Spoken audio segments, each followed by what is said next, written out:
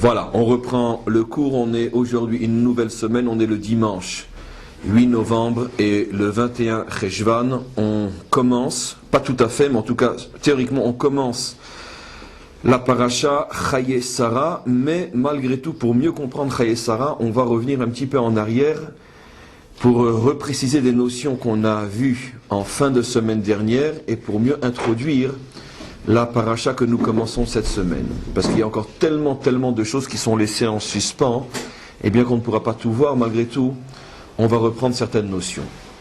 Donc on avait plus ou moins conclu le cours de la semaine dernière en disant que l'alliance qui s'est faite à Beersheva, au puits des Sept, entre Abraham et donc les Philistins et Avimelech, d'après le sens profond tel que c'est expliqué au niveau des secrets de la Torah, l'intention d'Abraham était de libérer la prise de l'impureté, puisque l'impureté a une prise sur les 7 attributs divins du bas, qui sont donc de Chesed à Malchut, parce que les attributs, les 3 premiers qui sont en haut, qui sont Chochma, Bina et Da'at, les forces contraires n'ont pas de prise sur ces attributs-là, ils sont trop hauts, bien que je nuancerai ce que je dirai plus tard, mais en tous les cas, c'est surtout sur les 7 du bas que, disons, il y a une sorte de conflit entre les forces du bien et les forces du mal, entre la Kedusha et la Touma, entre la sainteté et l'impureté,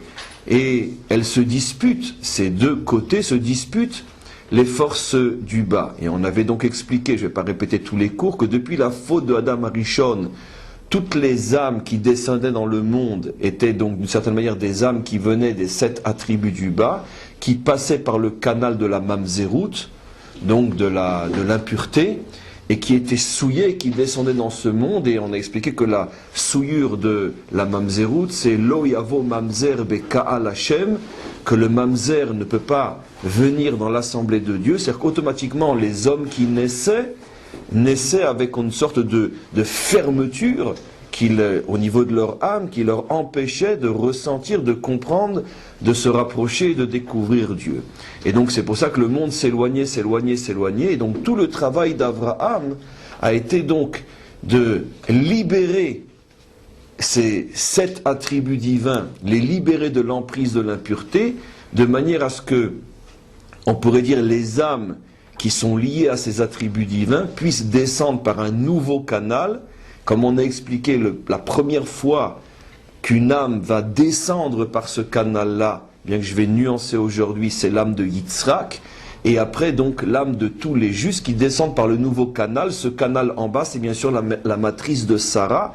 La matrice de Sarah s'ouvre, et elle s'ouvre en bas parce que, on pourrait dire, un nouveau canal s'est ouvert en haut qui va permettre donc à ces âmes de venir dans le monde par ce nouveau canal sans passer par l'impureté incarnée par la Mamzerut, et dans le contexte de la paracha de la semaine dernière qui est incarnée par Avimelech. Donc tout on pourrait dire, ce brit, cette alliance entre Abraham et Avimelech, il lui a donné les 7 moutons en échange des 7 attributs divins. Et donc c'est pour ça qu'il a déconnecté, si on peut dire, l'impureté d'Avimelech telle qu'elle est en haut, par le fait que Avimelech a accepté les 7 moutons en bas. Ça a créé une déconnexion de l'impureté d'Avimelech en haut, et c'est comme ça qu'Abraham a pu récupérer les 7 attributs divins pour les réinsérer dans le monde de la sainteté. On va revoir, je saute un petit peu, mais on va revoir exactement la même notion au niveau d'Abraham et Ephron. Ephron qui est le propriétaire de la Mahara, de la grotte dans laquelle sont déjà enterrés Adam et Chava, dans laquelle vont être enterrés les 3 pères et les 4 mères. On va voir, on sait très bien que Ephron veut donner la Mahara gratuitement, mais Abraham s'entête, il dit, il n'est pas question, je veux absolument l'acheter. Et on sait, et on réexpliquera, mais seulement maintenant je fais une analogie entre ce que je viens de dire, que la raison pour laquelle Abraham veut acheter, parce qu'il veut qu'il y ait un échange réel pour que Ephron lâche prise, parce qu'en vérité Ephron en bas, qui est propriétaire de la Mahara, Encore une fois, selon toute la symbolique, on pourrait dire biblique, à chaque fois qu'on parle de quelque chose en bas, ça fait allusion à une notion beaucoup plus cachée, beaucoup plus profonde en haut. Ephron fait allusion à pas moins lui aussi que l'impureté du Nachash. N'oublions pas que le serpent a été maudit et il est dit Ve'afar tochal kol yemei chayecha, tu mangeras de la poussière tout au long de ta vie. Et comme par hasard, ce personnage qui possédait la Méhara s'appelle Ephron, dont la racine c'est le mot afar. Et donc, il est lui-même l'incarnation de la poussière du Nachash. Ça veut dire qu'encore une fois, on retrouve toujours la même notion. Ce qu'encore une fois, le cours d'aujourd'hui, c'est l'introduction du cours sur Chayei Sarah. C'est que depuis la faute de Adam Arishon, tout ce qu'il y a de bien, de vrai, de saint dans ce monde est prisonnier à l'intérieur de l'impureté qui s'appelle des fois Avimelech, qui s'appelle des fois Ephron, qui s'appelle X et Y, peu importe. C'est toujours, on pourrait dire, un autre nom qui décrit la même notion fondamentale. Le monde de la sainteté est tombé, a chuté à l'intérieur des forces impures, et tout le travail des pères et des mères va être de libérer petit à petit toutes ces forces de la sainteté, de les libérer de l'emprise, de l'emprisonnement des forces impures. Et donc de la même manière que pour pouvoir libérer les 7 attributs divins en haut, qui sont le canal des âmes, pour faire que les âmes repassent par un canal pur, il a fallu que Abraham donne 7 moutons à Avimelech, et en échange de ça, il a récupéré les 7 attributs divins. Exactement de la même manière dans notre paracha, Abraham ne veut surtout pas recevoir la grotte gratuitement, parce que s'il reçoit gratuitement et que Avimelech ne reçoit rien en échange, automatiquement, il ne va pas pouvoir se déconnecter de son emprise au niveau de son impureté, parce que même s'il l'a donné, qu'au niveau de la loi des hommes, on considère donner c'est donner, reprendre c'est voler, il est clair qu'Abraham sait que tout ce qui se passe en bas n'est que le reflet des mécanismes en haut, et Abraham veut libérer, on pourrait dire, l'impureté, il veut libérer la grotte de l'impureté de Ephron, qui encore une fois, Ephron, Afar, la poussière, c'est l'impureté de la poussière qui est mangée par le Nachash. Il veut libérer la grotte dans sa dimension spirituelle, il veut la libérer, on verra par la suite pourquoi et ce que cela signifie. Il veut la libérer de l'emprise, de l'impureté de la poussière nachashique, de la poussière du serpent, et c'est pour ça qu'il dit à Ephron, non, tu es obligé de recevoir quelque chose de moi. Et cet échange entre toi et moi va faire que toi tu prends les 400 pièces et moi je récupère, je déconnecte la grotte de ton impureté et elle rentre entièrement sous ma possession, comme on le verra. Le verset dit, il y a comme cédé Ephron, que le sadé de Ephron s'est relevé, et Rachi déjà fait remarquer pourquoi c'est relevé. Est-ce qu'un sadé, est-ce qu'un champ, est-ce qu'une grotte s'élève, se relève? Et Rachi, dans son langage codé, dit effectivement, tant que la grotte était entre les mains de Ephron, elle était tombée, et par le fait maintenant qu'il y a eu cet échange et qu'elle a été rachetée, elle s'est relevée. Alors de quoi parle-t-on? Celui qui voit la grotte voit qu'il n'y a pas eu, le sol n'est pas monté. Mais ça fait bien sûr allusion à la racine de ces notions-là en haut. C'est-à-dire que toute la sainteté de la grotte avait chuté parce que c'est Ephron le serpent qui était son propriétaire.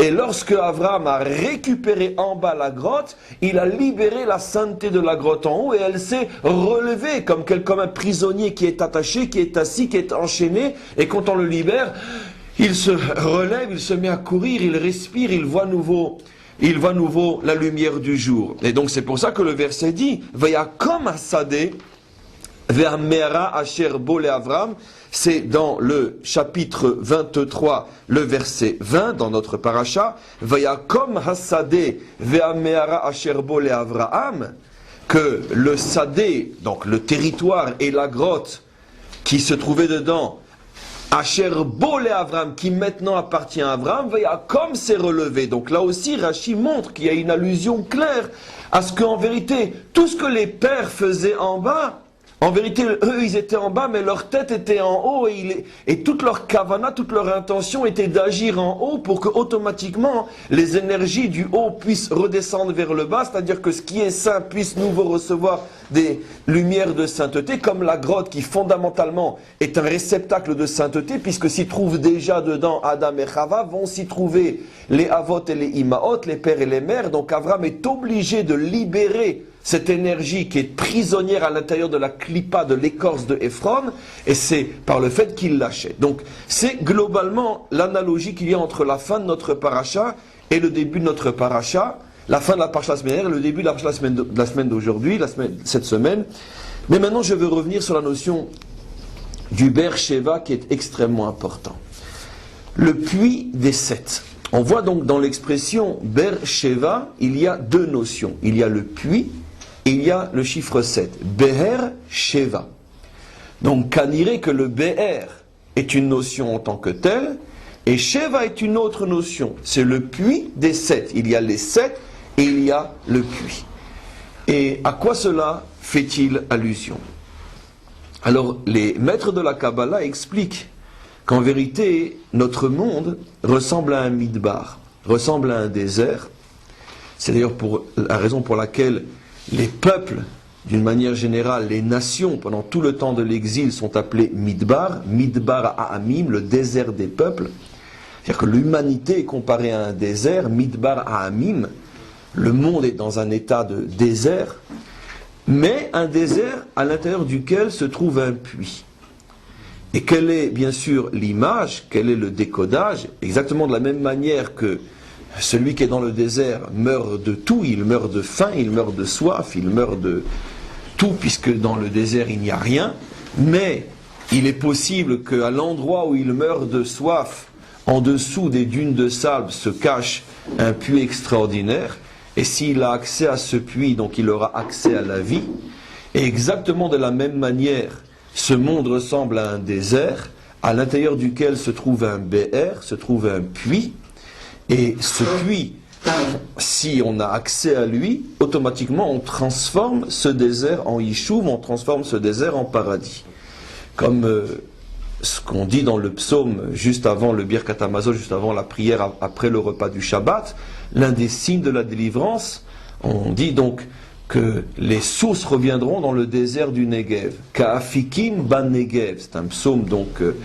un psaume dans les Teilim, et on dit que les Juifs reviendront sur leur terre, Ka'afikim ban Negev, comme les sources reviendront dans le Negev. Le Negev est un désert, et les sources d'eau vive reviennent dans le désert. Ça fait allusion au fait que la vie revient en Eretz Israël. On sait très bien que tant que les Juifs ne sont pas sur cette terre, elle est comme un désert.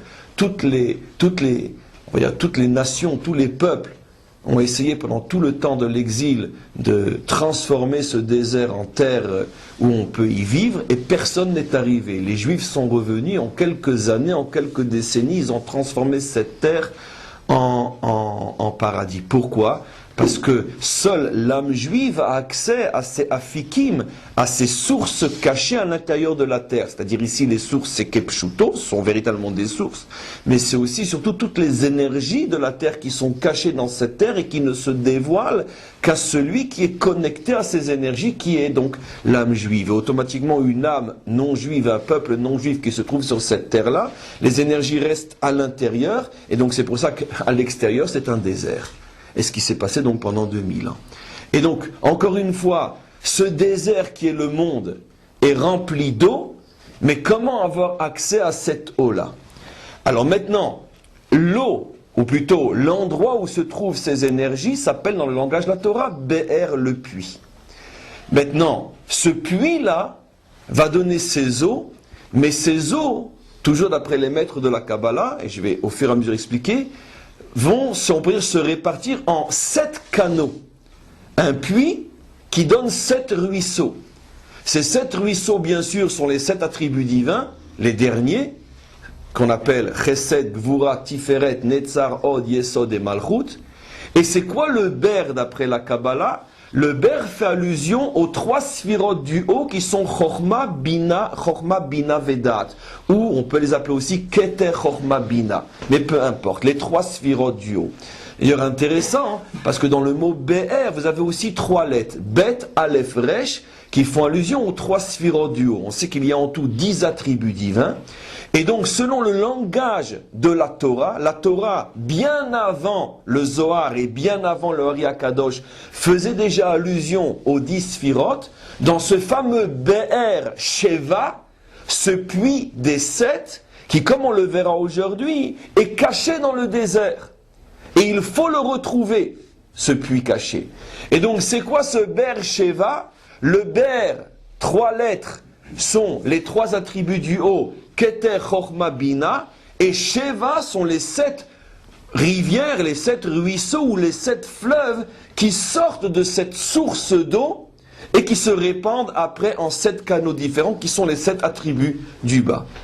Ce qui est intéressant, si vous prenez le mot BR, le puits, enfin c'est un puits d'eau vive en vérité, c'est Bet Aleph Resh. Bet Aleph, vous l'associez, un Bet et un Aleph, ça fait 3, ça fait vous avez le mot guerre.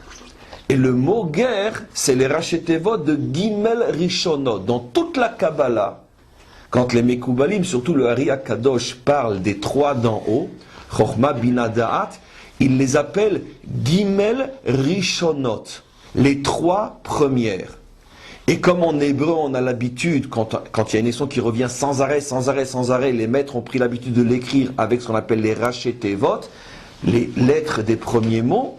Donc Gimel Rishonot, ça fait Gimel Resh, guerre.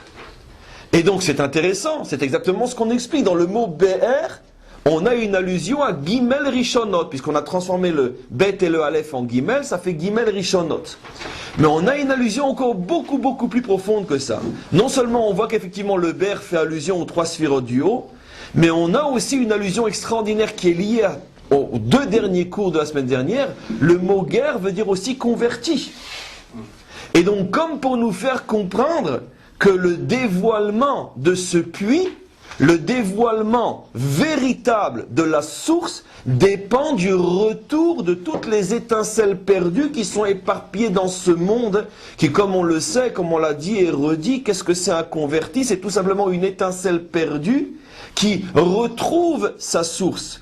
Et donc le mot BR peut s'écrire guerre, qui signifie Gimel Rishonot, les 3 attributs d'en haut, mais qui signifie aussi converti ou conversion, comme pour nous faire comprendre que du retour de toutes les étincelles perdues dépend le dévoilement de ce puits.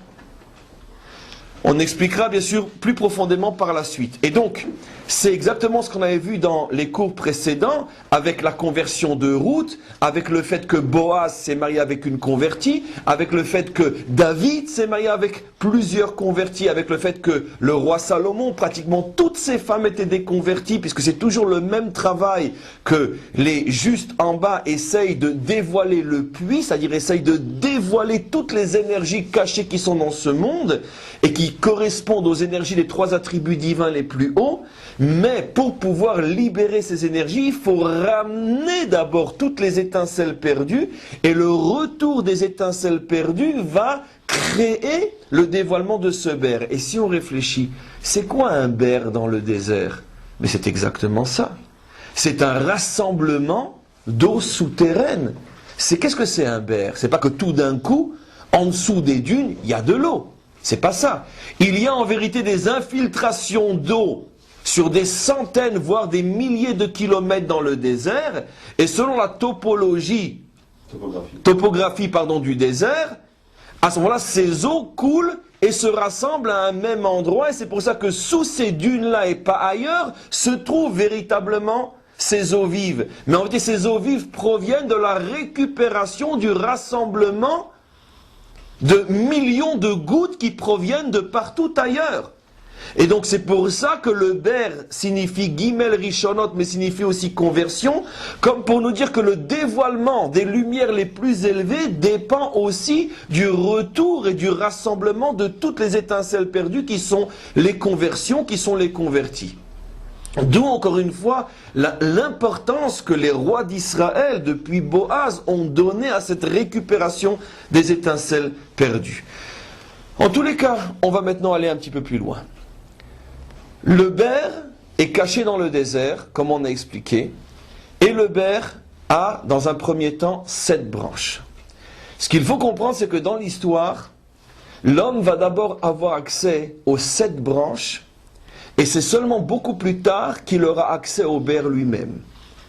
Et cette notion, on va la retrouver dans l'espace, dans le temps et dans l'homme. C'est-à-dire que, selon le principe qu'on a toujours expliqué, que tout ce qui se dévoile dans les 3 dimensions de la création qui sont l'espace, le temps et l'homme, on va retrouver dans le temps le ber Sheva, on va retrouver dans l'espace le ber Sheva, et on va retrouver dans l'homme le ber Sheva. Dans l'espace, ce sont les fameuses 7 et 10 terres cananéennes. Vous savez que dans toute la Torah, on nous promet 7 terres, qu'on appelle les terres des 7 peuples cananéens. Il y avait, à chaque fois que dans toute la Torah on cite les peuples cananéens, ils sont au nombre de 7, et ils sont répartis sur 7 territoires en Eretz Israël qui sont dénombrés, entre autres, dans le livre de Josué, quand on fixe le tracé des frontières.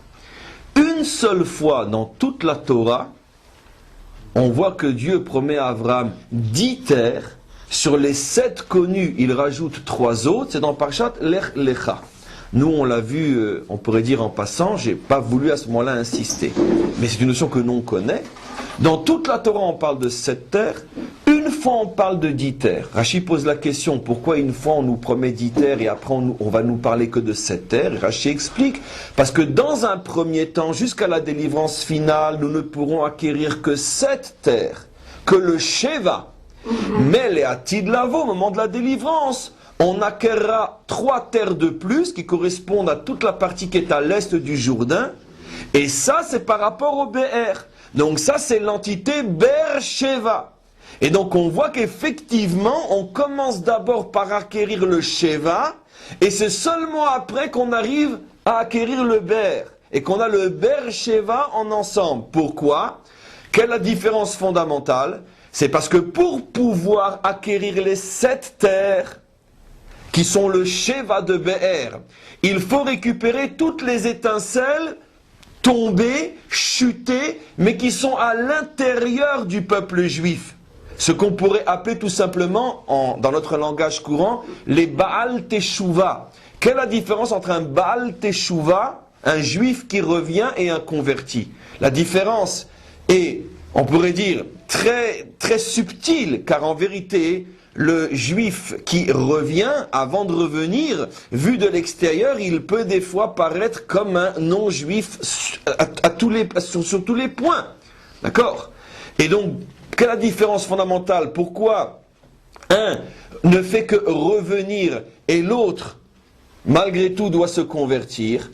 Parce que le Baal Teshuva, même s'il est tombé complètement, au point que extérieurement il ne montre plus rien au niveau de son identité juive, malgré tout sa chute est restée à l'intérieur d'Israël. Il n'est pas, on peut dire, son âme n'a pas été exclue de ce qu'on appelle Knesset Israël, de l'ensemble des âmes d'Israël. C'est une chute intérieure. Et donc automatiquement, lorsqu'il revient, il n'a pas besoin de passer par le biais de la conversion, puisque son âme, même si elle est tombée complètement, son âme n'a jamais été exclue. Tandis que le converti, lui aussi c'est une âme tombée.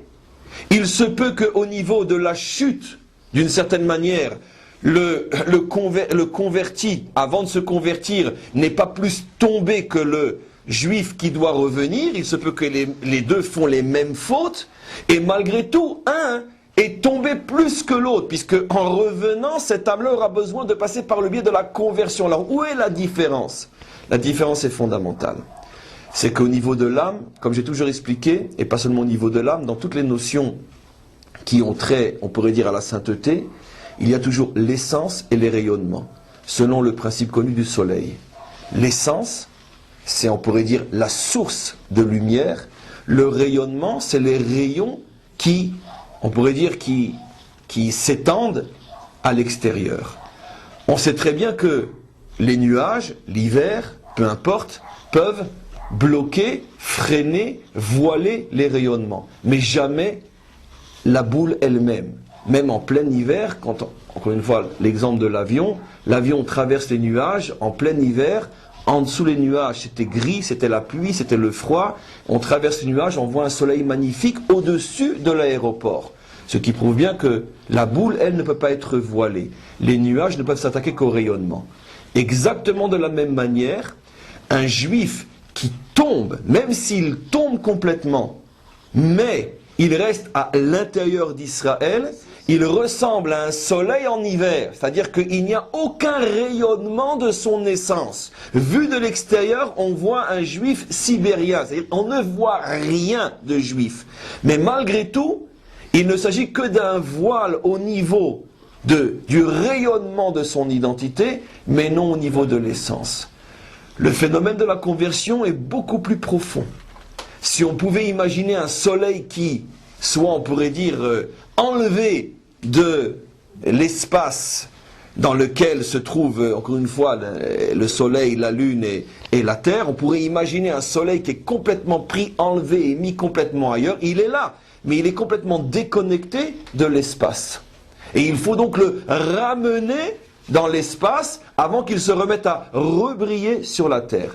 Ça, c'est une âme juive au départ, mais qui doit après passer par le processus de la conversion, parce qu'elle est sortie, pas seulement au niveau de son rayonnement, car ça c'est vrai même pour un juif qui chute à l'intérieur d'Israël, mais pour une âme juive qui doit après se convertir, il s'agit d'un soleil qu'on aurait complètement enlevé, déraciné de l'espace dans lequel il se trouve aujourd'hui avec ce qu'on appelle donc le système solaire. Donc au niveau des âmes, il y a une telle déconnexion possible. Et c'est pour ça qu'après, il ne faut pas seulement, comme chez le Baal Teshuvah, enlever les nuages pour qu'automatiquement les rayons reviennent. Il faut ramener le soleil. Et le retour du soleil, c'est le phénomène de la conversion. Alors maintenant, qu'est-ce qui se passe? Pour pouvoir faire briller les 7 attributs du bas, parce que les 7 attributs du bas, eux aussi, sont voilés, comme on l'a expliqué, ça correspond au phénomène de la teshuva, du retour. C'est-à-dire qu'il y a une sorte, on pourrait dire, de voile qui entoure les attributs du bas. Il faut enlever ce voile et automatiquement ils vont rebriller. Et ça correspond à l'acquisition des 7 terres.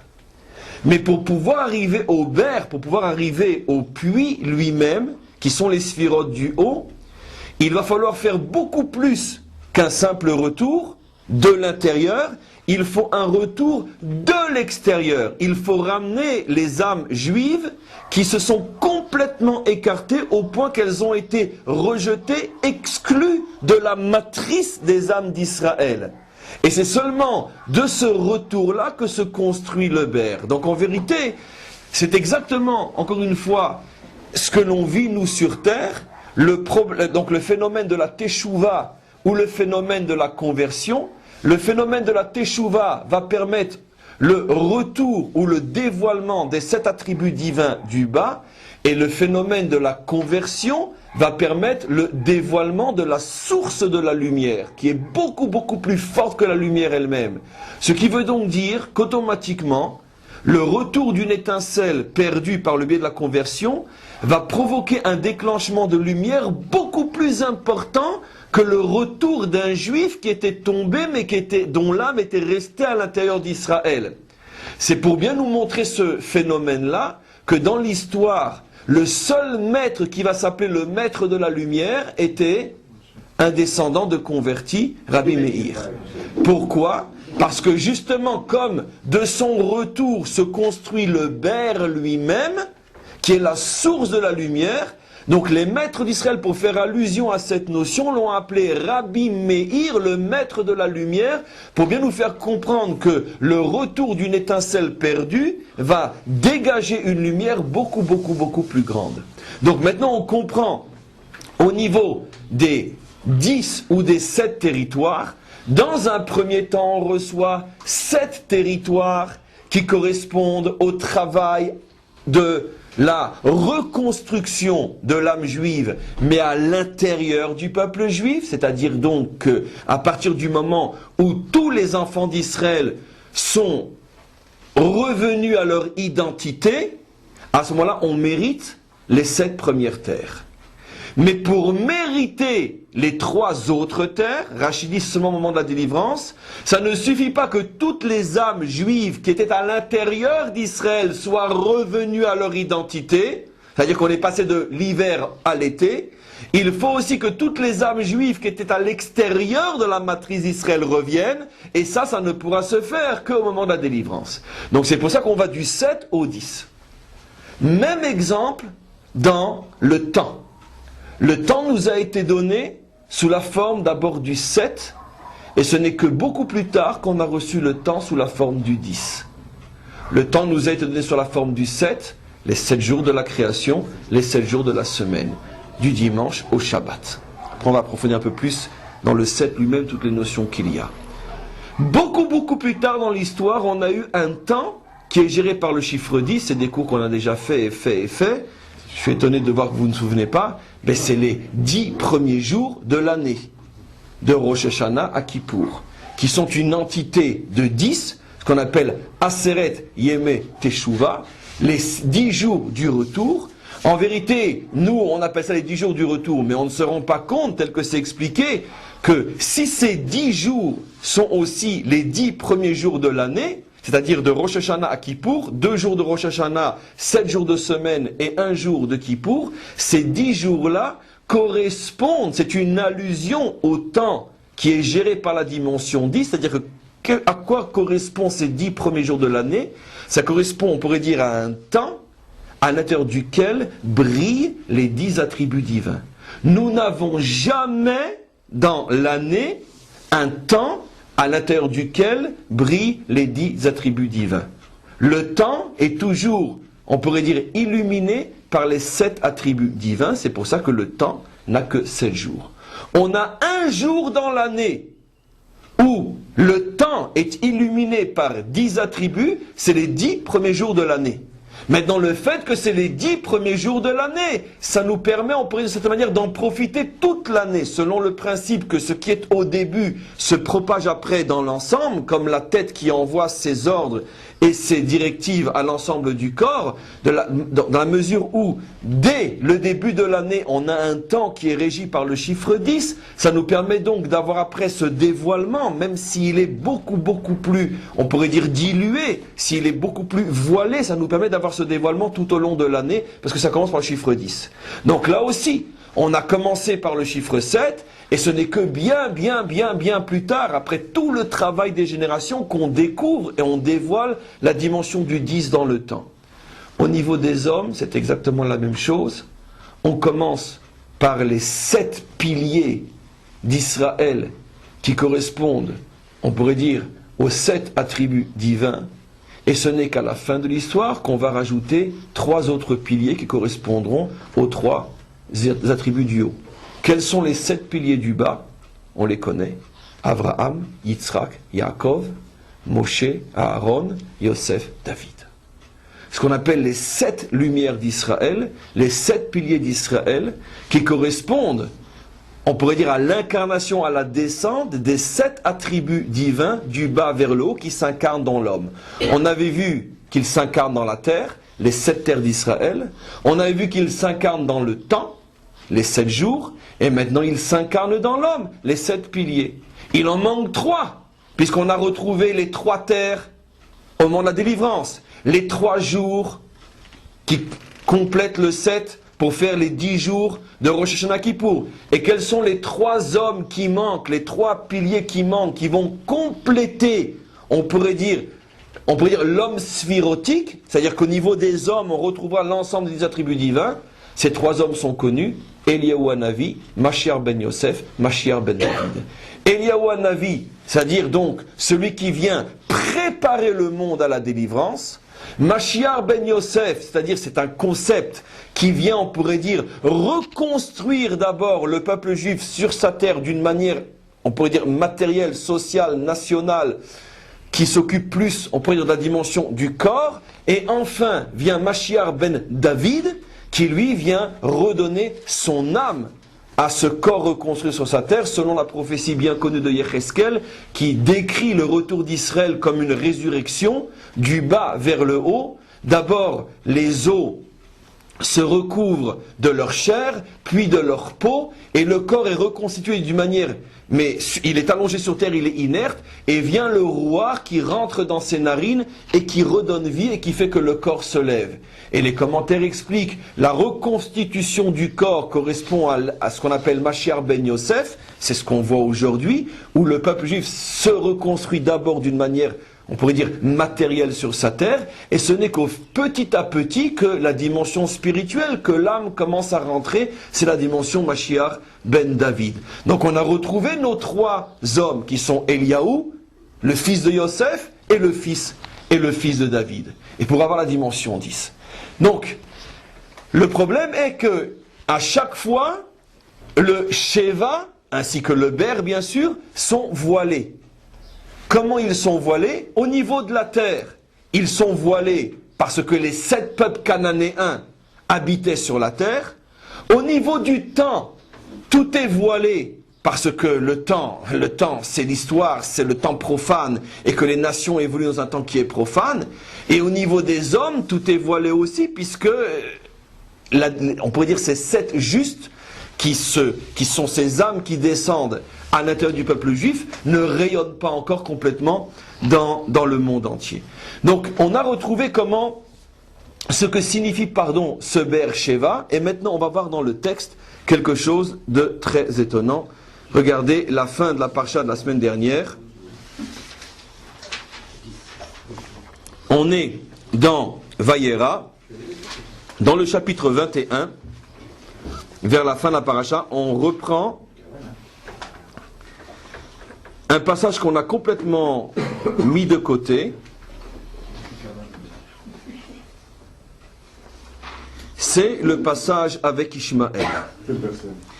Et on va prendre, on est dans le chapitre 21 et on va prendre le verset 8. Vaïgdal Ayeled, l'enfant a grandi. Vaïgamel, il a été sevré. L'enfant, c'est bien sûr Yitzhak. Vayas Avram mishte gadol beyom igamel et Yitzhak, et Avram a fait donc un grand festin, un grand banquet pour remercier Hachem le jour où Yitzhak a été sevré. Vatere Sarah et Ben Agar, on va bien sûr pas tout expliquer, seulement la notion qui nous intéresse. Vatere Sarah et Ben Agar amitzrit asher yalda l'Avram metzahek. Plus tard, Sarah voit le fils de Agar, l'égyptienne, ce fils qui avait été donné, qui avait été mis au monde, fils d'Abraham, elle le voit metzachek, elle le voit rire. Vatomer le Abraham, elle dit à Abraham, Garesh ha'am azot, chasse cette servante, Ved Bena, et son fils, qui lo yirash ben ha'am azot im beni im Yitzhak. Parce que le fils de la servante n'héritera pas avec mon fils, avec Yitzhak. Je dis encore une fois, je n'explique volontairement pas tout ce passage-là tel qu'on pourrait le faire, j'avance. Il y a un conflit entre Yitzhak et Ishmaël, ou plutôt entre Ishmaël et Yitzhak. Sarah juge que Ishmaël est, on pourrait dire, d'une très mauvaise influence pour Yitzhak, et donc il demande à Abraham de le chasser. Abraham, bien sûr, ne l'entend pas de la même manière. Vayera adavar me'od beine Avraham. Abraham eut une très très très grande tristesse, une très grande peine à l'odot beno sur ce qu'il a appris au sujet de son fils. Veyomer Elohim el Avraham, Elohim dit à Avraham, al yera beinecha al anahar ve'al amatecha. Ne sois pas à ce point affligé sur ce jeune homme et sur ta servante. Kol asher tomar elecha Sarah shma bekola. Ce que te dit Sarah, écoute-la. Ki beyitzrak ikare lecha zera. Écoutez bien ce verset-là, parce que c'est dans Yitzhak que ta semence portera ton nom, mot à mot. Ki be Yitzhak yikare lecha zera. Ton nom ne se retrouvera que sur la semence de Yitzhak, ça veut dire que sur la descendance qui passe par Yitzhak. Le verset continue, Vegam et ben ha'ama le goyasimenu, mais le fils de la servante deviendra lui aussi un peuple, qui zarahaou, parce que lui aussi il est ta semence, en bon français, il est ta descendance. Ça veut dire que il n'est pas exclu en tant que semence d'Abraham, mais le nom d'Abraham, Yikare Lecha, le nom d'Abraham ne se retrouve que sur la semence qui est dans Yitzhak. Ici, les deux versets font allusion à énormément de choses, mais entre autres au fait que il y a ce qu'on pourrait appeler la descendance d'Abraham et l'identité d'Abraham. L'identité d'Abraham n'est que sur la semence qui est enracinée chez Yitzhak. Mais malgré tout, Ishmaël s'appelle lui aussi, comme dit le verset, la semence d'Abraham. C'est-à-dire qu'il y a malgré tout quelque chose de fort entre Ishmaël et Abraham. Le verset insiste pour dire qu'il zarahaou, parce qu'il est effectivement ta semence. On continue. Vayashkem Avraham baboker, vayikar lechem vechemat maim. Avraham se leva tôt le matin et il prit avec lui du pain et une gourde d'eau. Vayiten el Agar, il le donna à Agar. Samal shichma ve'et yeled, elle prit avec elle donc le pain et la gourde, ainsi que l'enfant. Vayishalchea, et il les chassa. Vateler, elle partit. Vateta, et elle se perdit. Bamidbar, dans le désert. Be'er Sheva, dans le désert. Be'er Sheva, c'est pas marqué Bamidbar, Be'er Sheva, Bamidbar, Be'er Sheva, mot à mot dans le désert du puits des Sept. Vayehlu min amayim minachemet, les eaux se vidèrent de la gourde. Vatashler et ayelet tachat achad asichim, et elle jeta l'enfant en dessous d'un buisson, à côté d'un buisson. Vateler vateshev la mineged, elle alla s'asseoir en face. À une certaine distance, qui amra al erebemot elet, car elle a dit je ne veux pas être près de mon enfant lorsqu'il va mourir. Elle s'est éloignée suffisamment pour ne pas le voir mourir. Vateshev mineged vatisaed kola vatef, qu'elle était assise et elle se mit à pleurer. Vaishma Elokim et kol hanahar, Elokim entendit la voix de l'enfant qui lui aussi pleurait. Vaikra mal'ar Elokim el Agar min hashamayim, et un ange appela Agar, Vayomer la malach Agar, al tir'i kishma Elokim el kol hanahar ba'asher usham. Ne pleure pas, car Hachem a entendu la voix de ce jeune homme. Kumit se'i et hanahar, lève-toi, prends ce jeune homme, varziki et yaderbo, et tiens-le fort dans ta main, qu'il est goy gadol asimenu, car j'en ferai un grand peuple. Vaïfkar Elokim et einea, et Elokim a ouvert ses yeux. Vatere be'er maïm, et elle vit un puits d'eau. Vateler vatemale et achemet maïm, et elle remplit sa gourde. Vatashket hanahar, et elle donna à boire à l'enfant. Je termine le passage. Vaïe Elokim et hanahar, Elokim fut avec ce jeune homme. Vaïgdal vayeshev amidbar, il grandit et s'installa dans le désert. Vaïi rove kachet, et il était un chasseur. Vayeshev amidbar, la Torah insiste pour dire qu'il est resté installé dans le désert. Paran, du nom de Paran. Vatikachlo imo isha meret Misraim, et sa mère lui trouva une épouse en Égypte. C'est-à-dire elle ramena une fille, une femme d'Égypte. Dans ce passage-là, il y a énormément de mystères. Et commençons par la fin. Regardez, elle est dans le désert, elle a soif, elle et son fils sont en train de mourir de soif. Qu'est-ce que dit le verset? C'est unique pratiquement dans toute la Torah. Je reprends le verset 19. Vaïfakar Elokim et einea. Dieu a ouvert ses yeux, d'accord? Comme si ses yeux étaient voilés.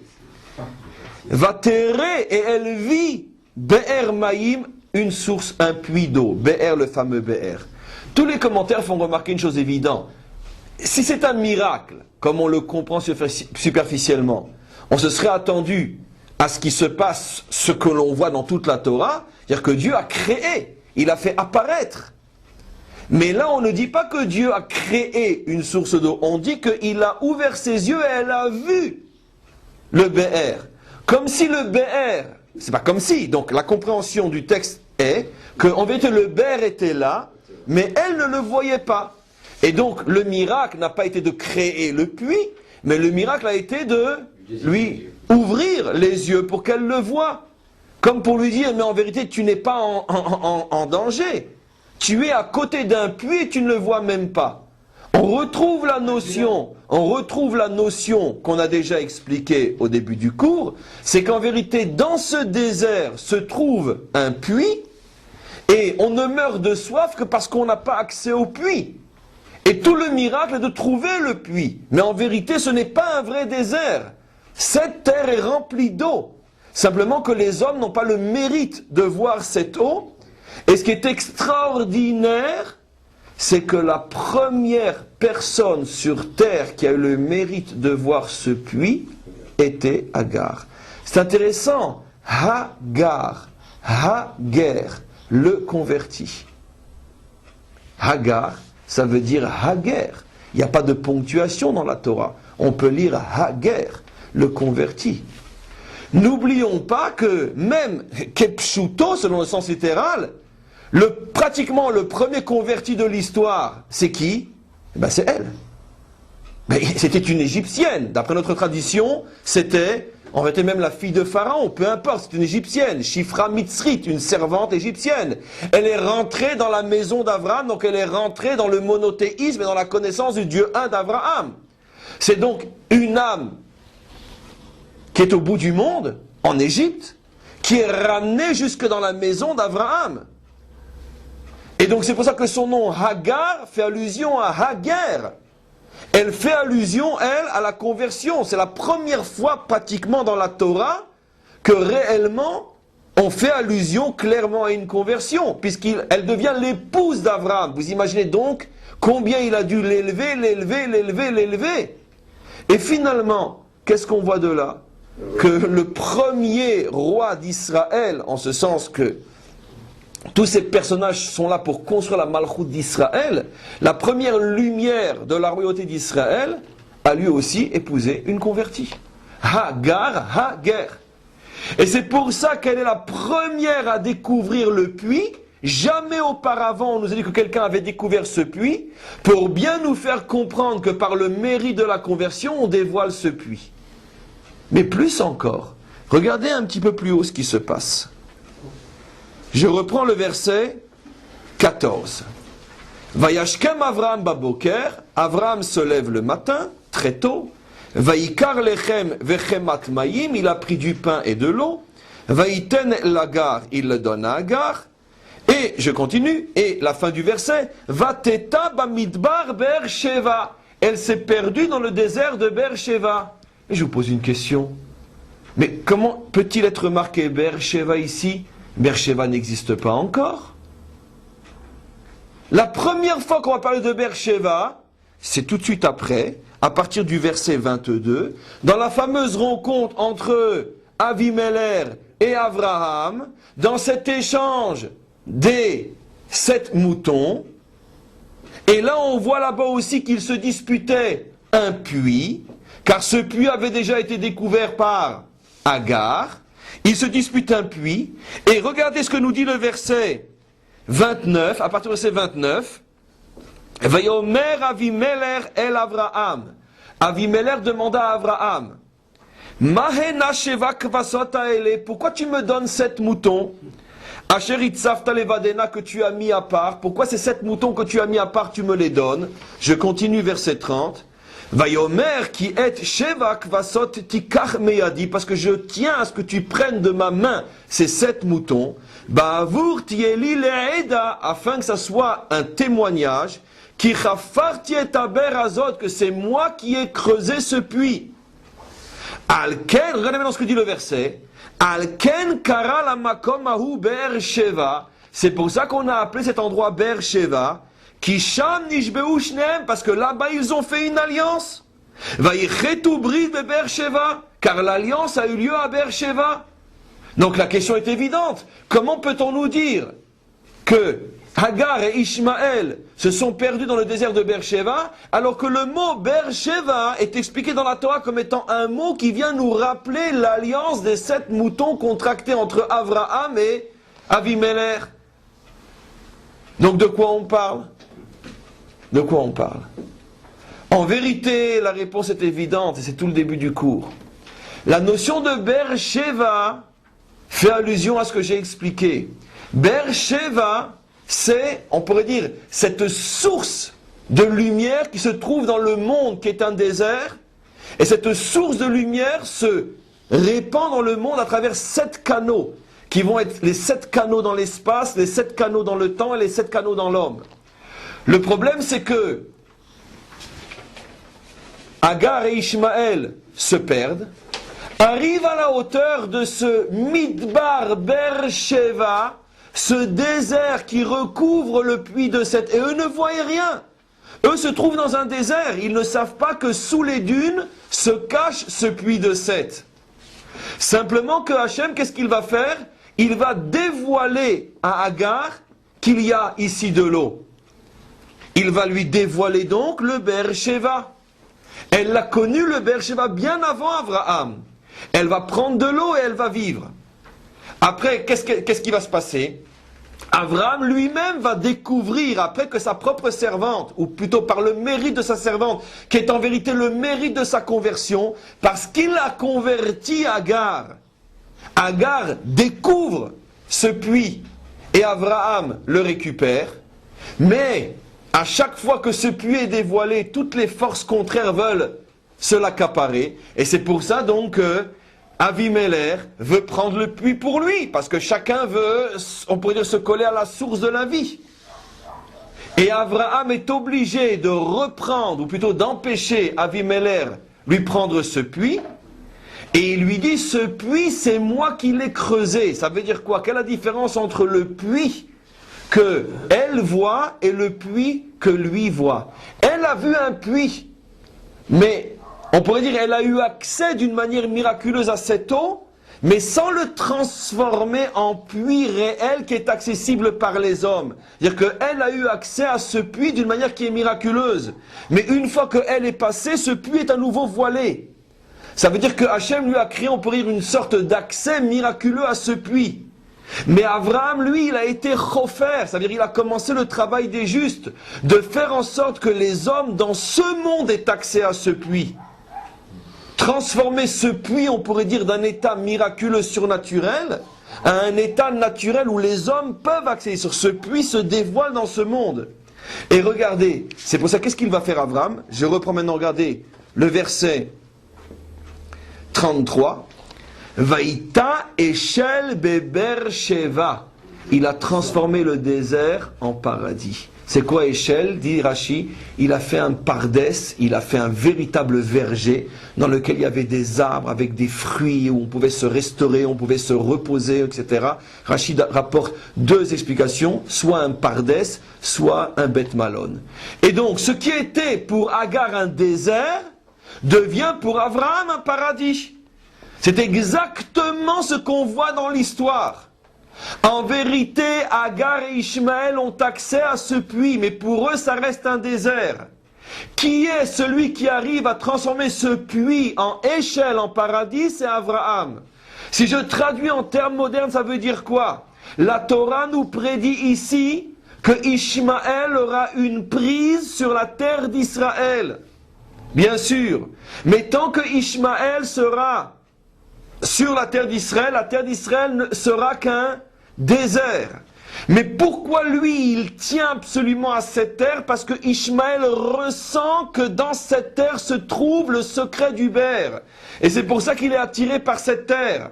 Mais la Torah nous dit, il n'arrivera pas à sortir le Be'er de son statut de désert. Midbar Be'er-Sheva. Tant que Ishmaël sera sur cette terre, elle sera un désert. Le seul qui arrivera à transformer le désert en échelle, c'est Abraham. Et il y a une allusion extraordinaire. À partir de quand Abraham arrivera à transformer le Midbar en échelle?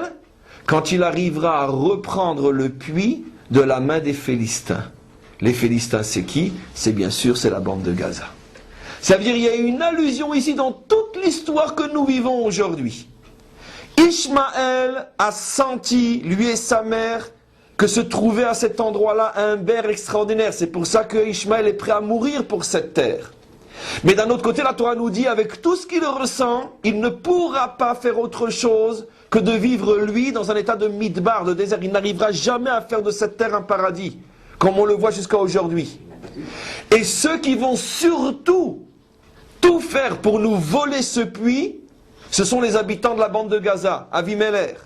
Jusqu'à ce que vienne Abraham et arrive à transformer cet endroit en échelle, un endroit paradisiaque.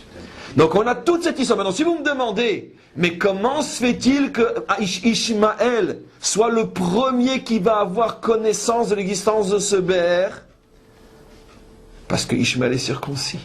Et par le mérite de la circoncision, il ressent le Bé'er.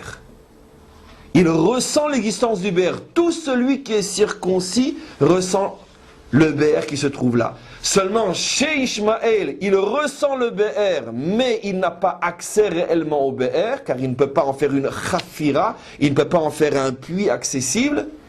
Il n'y a que Abraham qui peut. Alors maintenant, on comprend pourquoi tout de suite après le passage avec Ishmaël, on arrive au passage avec Avimelech. Et on retrouve Beersheba. Pour bien nous faire comprendre, on pourrait dire le processus historique. Ishmaël voudra s'approprier le Bé'er, mais il n'y arrivera pas. Mais il s'installera à l'endroit du Bé'er, bien que le Bé'er sera pour lui recouvert de dunes de sable. Mais pour empêcher Abraham, lui, de prendre le Bé'er, qu'est-ce que fera Ishmaël? Il agira par Avimelech, enfin par personne interposée qui est Avimelech. Avimelech, et on pourrait dire l'arme, ou l'outil ou l'instrument d'Ishmaël pour empêcher le bras d'Ishmaël, pour empêcher Abraham de récupérer cette terre. Et donc tout le combat d'Abraham va être justement avec Avimelech, jusqu'à cette alliance où il lui donne les 7 moutons en échange de cette terre, et il transforme la terre en échelle. Et à ce moment-là, regardez comment se termine le verset. Vaïta échelle beber shava, vaïkra sham beshem Hashem el olam. Et il proclama là-bas le nom d'Hachem, El Olam. C'est la première fois, alors que déjà 3-4 fois on nous a dit qu'il faisait des autels pour proclamer le nom d'Hachem, mais jamais on rajoutait El Olam. Ça fait allusion à la délivrance finale, où non seulement il proclame le nom d'Hachem, mais El Olam, il en fait véritablement le Dieu de ce monde. Et c'est ce que Rashi explique ici sur ce verset-là, qu'il a habitué les hommes sur terre à vivre en prononçant le nom d'Hachem. Quel est le décodage? C'est-à-dire qu'il a véritablement mis à la portée des hommes le nom d'Hachem. Et tout ça, c'est après qu'il est arrivé à reprendre cet endroit de la main des Philistins. Je terminerai juste avec l'explication suivante. C'est qu'en vérité, cette notion du 7 et du 10, on le retrouve dans le corps humain. Le Hari Akadosh explique que le 7 dans l'espace, le 7 dans le temps et le 7 dans les hommes, avec après la 8e, 9, 10e dimension qui est le Bé'er, se retrouve dans le corps humain. Les 7 parties du corps humain extérieur qui correspondent à ces 7 dimensions sont les 2 bras, le tronc, les 2 jambes, le brit lui-même et l'endroit de la circoncision qui font 7. 2 bras, 1 tronc, 3, 2 jambes, 5, et le brit circoncis qui est divisé en 2, le membre lui-même et l'extrémité circoncis qui apparaît, qui est la 7e dimension. Sur le visage aussi, il y a 7. Et il y a aussi 7 dans le visage aussi. Et le Bé'er, dit le Hari Akadosh, c'est les 3 cerveaux, Chochma, Bina, Da'at. On sait qu'on a effectivement 3 cervelets, 3 cerveaux. Et donc, le Bé'er se trouve au niveau de la tête, et le 7 se trouve au niveau du corps. vu de l'extérieur, effectivement, on a retrouvé la dimension d'un homme. Et donc, tant qu'on a uniquement le chiffre 7, c'est comme si on a le corps sans le cerveau, sans les trois cerveaux, sans la tête. Et donc c'est pour ça que finalement le Ber correspond à la tête du temps, les 3 jours qu'on rajoute au début de l'année, à la tête humaine qui sont Eliaou, Mashiach ben Yosef et Mashiach ben David, et à la tête de l'espace qui sont les 3 terres qu'on aura au moment de la délivrance, qui sont par rapport à Chochma Bina Da'at, par rapport à Chabad. Et les 3 jours, c'est les 2 de Rosh Hashanah. Alors les 3 jours qu'on rajoute, bien sûr, c'est les 2 jours de Rosh Hashanah et le jour de Kippour, qui sont 3 jours saints qu'on rajoute, qui sont par rapport aux 3 cerveaux, bien évidemment, et au milieu, les 7 jours de la semaine, 6 jours de semaine avec un Shabbat. Et donc, maintenant, ce qui est très très très intéressant, c'est que le Ari HaKadosh explique qu'en vérité, même dans la dimension 7, si on explique que le 7, la 7e dimension, c'est l'extrémité du membre circoncis, ce qui veut dire qu'on va retrouver que même déjà dans le 7, on fait allusion à la circoncision, et dans le temps, le 7 sera Shabbat, dans les hommes, le 7 sera David, et dans l'espace, le 7 sera l'endroit du temple. Je vous ai déjà démontré qu'il y a 7 dimensions en Eretz Israël, 7 dimensions de Gdusha. Il y en a 10, mais il y en a 7, ça dépend au moment de la délivrance, au moment d'aujourd'hui, mais il y a 7 dimensions dans l'endroit du temple, et la 7e dimension dans l'homme David et dans le temps Shabbat. Mais si vous allez me dire, et ça correspond, on pourrait dire aux membres circoncis, donc la circoncision de l'espace, c'est le temple, la circoncision du temps, c'est le Shabbat, et la circoncision de l'homme, c'est David. Mais si vous me posez la question, comment ça peut être la 7e dimension alors que la Brit Mila est donnée le 8e jour? Parce que justement, au moment où on arrive à la circoncision du 7e jour, à ce moment-là, se dévoile le Ber. C'est-à-dire que pour dévoiler le Ber, qui est la 8e dimension et au-dessus, il faut la circoncision du 7. C'est-à-dire que tant que le 7 est voilé, c'est-à-dire que tant que la dimension 7 n'est pas circoncis, n'apparaît pas le Ber.